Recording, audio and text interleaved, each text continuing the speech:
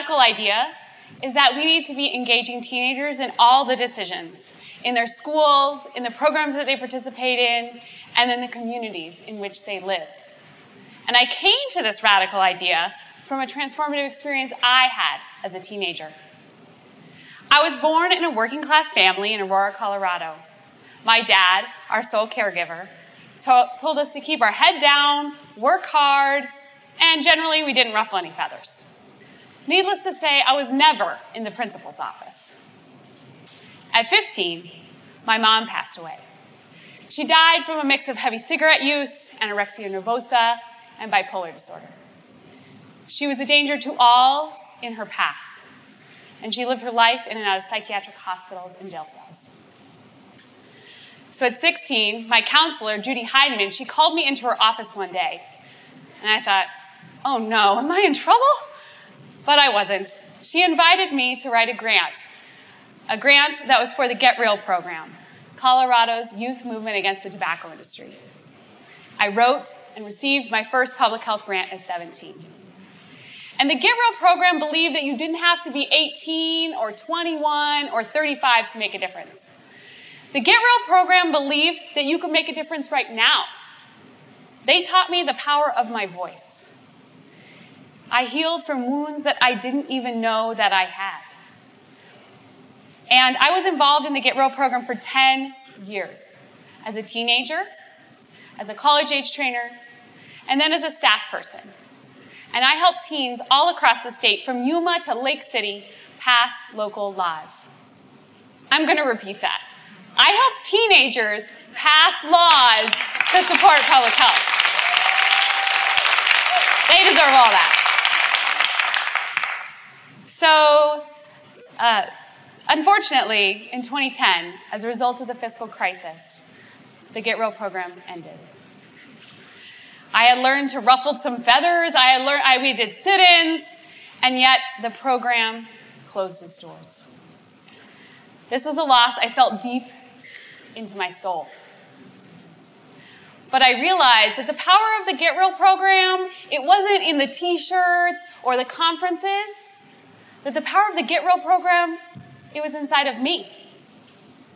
And so with that, I've been crazy passionate, a really stalwart advocate for ensuring that young people get to learn the power of their voice.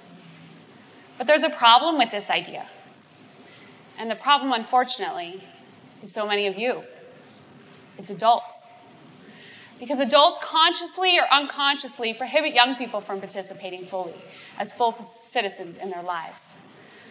The systematic subordination of young people as a targeted group who have little access to power and are not allowed to participate in civic life is called adultism.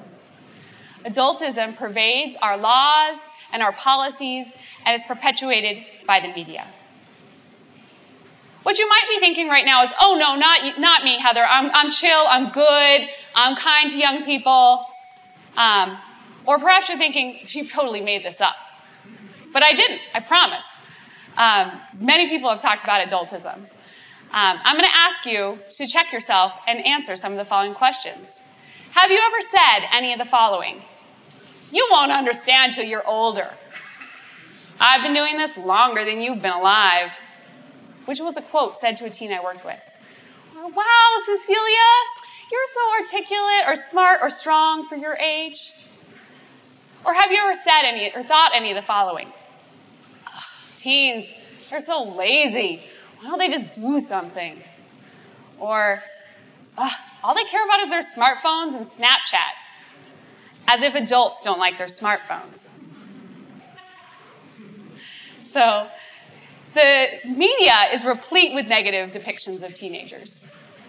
And it's unfortunate because adults who don't have teenagers in their lives rely on media's interpretation of teenagers. And adults make laws in our country. And so if you Google teenager and meme, that's what you'll find. This is just a small sampling. And so adults who don't have teens in their lives rely on these images to make their beliefs about teenagers. And young people are also prohibited from meaningful roles in civic life. Young people, by conservative estimate, pay about 5% of our sales tax. They're pretty good consumers. And that's millions of dollars of both state and federal sales tax each year.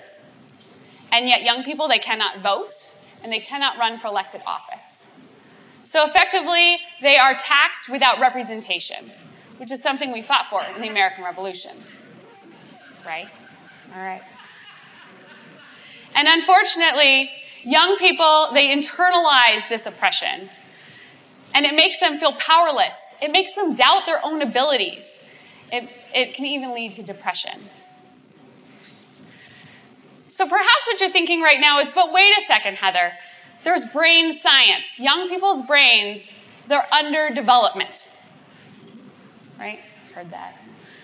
But I will argue that brain science and brain size and shape have long been used as a tool for oppression. It wasn't that long ago that it was argued that women's brains were smaller and that's why they shouldn't vote. Or perhaps that African Americans' brains were smaller and that justified a lot of horrific acts before the Civil Rights Movement. So while I'm not going to argue brain science with you today, I will say that brain science has always been used as a tool to other people. And I would actually argue that teenagers' brains are uniquely developed. There is no other time than during adolescence that we have the amazing capacity to challenge the status quo. Young people have a significant amount of emotional intensity, which can be channeled for amazing things. They're creative, so creative. And they really strive to be engaged in their communities. So we have a huge pool of untapped talent. I think we need to tap into them. And I hope you're thinking that right now too. Because I have some things that you can do to disrupt adultism in your everyday life. The first thing that you can do to disrupt adultism is to check in with yourself. What are some of your negative beliefs about teenagers? If you saw a teenager sitting on a park bench, what's your go-to reaction? One thing that you can do is something called the mirror test. The mirror test, developed by John Bell, says, would I treat an adult this way? Or would I say these words to someone I really valued and respected? The second thing that you can do is listen and be curious about young people and their lives. I promise they're going to surprise you. So I work in a youth program in Denver's public housing neighborhoods. And last December, we were asking the teenagers, if you could change anything about this world, what would you change and why? We went around the room, and Franco, who was sitting in the back of the classroom, leaning against the bookshelf, arms in his pockets, hoodie all the way up around his face, seemingly disengaged, says, Miss, if I could change anything about this world, I'd make it so that I could have both a place to live and heat.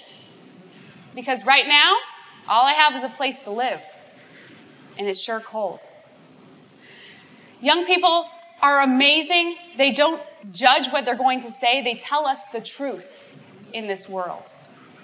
And Franco's not the exception. In fact, the teens that I have with me today and the teens I work with every single day are all amazing and have amazing talents to share with you all. So the last thing that you can do is to advocate for young people. Advocate for their participation in the schools that your children go to or the organizations that you support. You can ask, in what ways could young people be engaged here? And then if you're saying, but Heather, I don't know where to get young people, I promise, you don't have to drive up with a van marked candy. All you have to do is go and partner with the place where young people are for the majority of their day.